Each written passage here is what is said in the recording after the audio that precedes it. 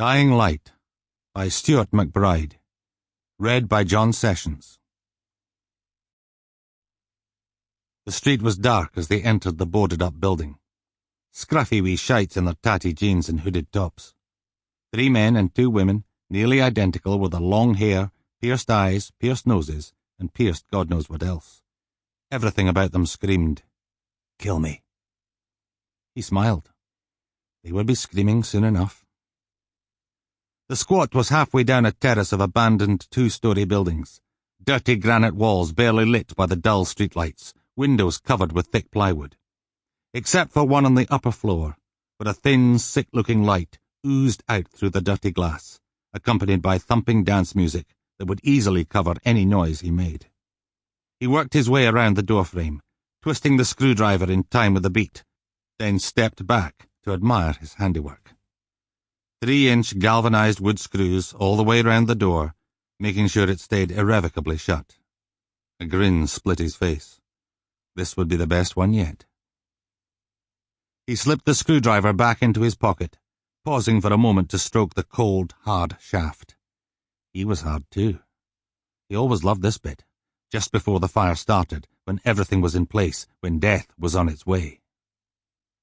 Quietly, he pulled 3 glass bottles and a green plastic petrol can from the hold-all at his feet. He spent a happy minute unscrewing the bottles' caps, filling them with petrol and popping the tow and rag fuses in place. Then it was back to the screwed-shut front door. Lever open the letterbox, empty the petrol can through the slot, listening to the liquid splash on the bare wooden floorboards, just audible through the pounding music.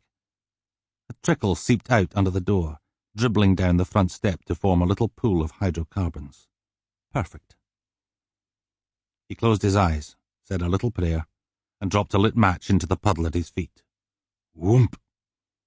Blue flame, fringed with yellow, raced under the door into the house.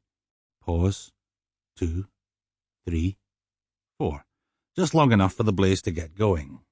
Throw a half-brick in through the upstairs window, shattering the glass, letting the throbbing music out. Startled swearing from inside. And then the first petrol bomb went in. It hit the floor and exploded, showering the room with burning fuel. The swearing became screaming. He grinned and hurled the remaining bottles into the blaze. Then it was back to the other side of the road, to lurk in the shadows and watch them burn. Biting his lip, he pulled his erection free. If he was quick, he could come and go before anyone arrived. He needn't have hurried. It was 15 minutes before anyone raised the alarm, and another 12 before the fire brigade turned up. By then, everyone was dead. Rosie Williams died the way she'd lived. Ugly. Lying on her back in the cobbled alley, staring up at the orange-grey night sky, the drizzle made her skin sparkle, gently washing the dark red blood from her face. Naked as the day she was born. P.C. Jacobs and W.P.C. Buchan were first on the scene. Bastard! Buchan stared down at the pale, broken body. So much for a quiet shift. Dead bodies meant paperwork. P.C. Steve Jacobs fumbled for his radio and called control, letting them know the anonymous tip-off was for real. "Hold on a minute," said control. There was a pause filled with static, and then, "You're going to have to hold the fort on your own for a bit. Everyone's after the bloody fire. I'll get you a DI as soon as one comes available." Buchan started swearing again. How the hell were they supposed to protect a crime scene with no IB team? It was raining, for God's sake. All the forensic evidence would be getting washed away. And where the hell was CID? She grabbed P.C. Jacobs. "We need a senior investigating officer. Your mate lives round here, doesn't he? Mr. Police Bloody Hero." Jacobs admitted that yes, he did. "Right, go wake the bastard up. Let him deal with it." DS Logan McRae squinted at the alarm clock. Almost 2. Still another 5 hours before he had to report for work, and yet another bollocking. 5 whole hours.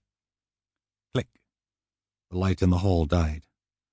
A soft silhouette filled the doorway, having a bit of a scratch as it scuffed its way back into bed.